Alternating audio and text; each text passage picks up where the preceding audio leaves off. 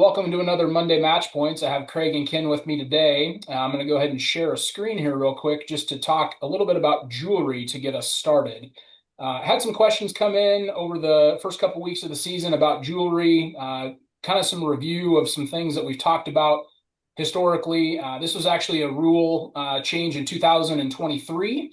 And so I got a couple slides up here from that rule change year. Again, just to review, small secured stud or post jewelry can be worn above the chin. These play pics are showing those small posts or studs in the ear or on the nose, and then also showing a hoop earring that is not allowed. We do not allow hoop earrings in high school volleyball. And then also in that bottom section, it shows the bracelets the kids have on their wrists or tape that would be over an earring on the ear. You'll notice that last bullet point there. It says taping over jewelry is not permitted except for religious or medical alert medals, which most of the time, if that's the case, that particular team will likely have an accommodations letter from me. So just again, a reminder, if there's tape on the ears, you can't do that. And that's for coaches and officials.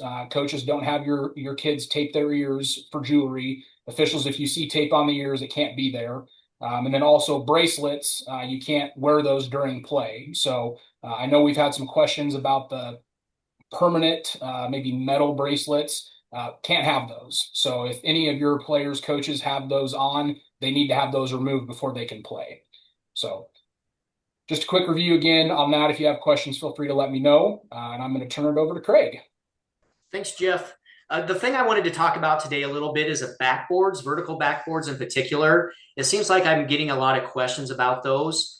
And a couple of things that I want to bring up, and Jeff just put up here a couple pictures, is if a vertical backboard is down, as soon as a ball hits the actual backboard or any of its support, the first thing you need to do is blow the ball dead.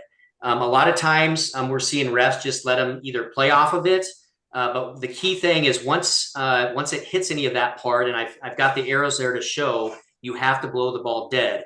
Now, once you do that, you actually have two different choices. One, if you feel the ball would have remained in play, you would award a replay. However, if the ball would not have remained in play, and let's say it had been shanked and would have hit the wall, then a no replay is awarded there. So the key is if it's down, that's what you have to do. Now, if it's side raised, it is considered part of the ceiling. So let's say, for example, that either one of those is actually up, you would be, and the ball would hit it. It's just part of the ceiling, and you would play on with that. So again, one of the things I would maybe do it when you walk into a gym, and if you notice that it's down, maybe ask the AD or whoever's at the school if they could raise it, because it takes away that judgment from us. But it's just one of those things that I think it's a good reminder that to look at the backboards. Now, the other thing is, let's say a backboard is in a non-playable area over the bleachers and it's up or down regardless. Obviously, if it hits that, the ball is going to be out. So that's just a quick reminder I wanted to give you all on the backboards. Ken? Thanks, Craig. I just want to talk about the double contact rule again, just a little bit. We know it. We know we allow it on the second contact, and we know that if it passes over the net, Craig covered all that. If you have questions, still reach out, and we'll try to clarify that. The question came in this week: what about happens if we have a double contact on the third attempt to play the ball? When do we blow the ball dead, or when do we blow the ball dead? And we blow it dead as soon as the double contact is made. It doesn't matter if the ball goes over the net, in or out. It doesn't matter if it falls close to the net. When on the third attempt to play the ball, there's a double contact, blow the whistle. Your signal is a double. It doesn't matter if it hits a teammate or anything that way. Your signal is a double, and then you would award your loss of rally point and move forward there. Okay?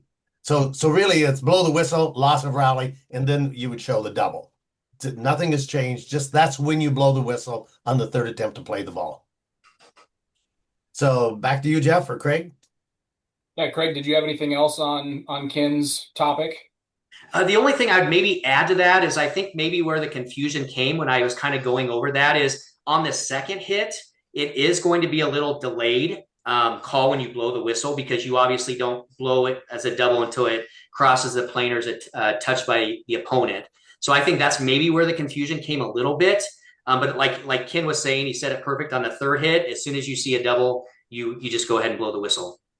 But with that being said, any overhand pass over the net on the third contact is legal unless it's a double.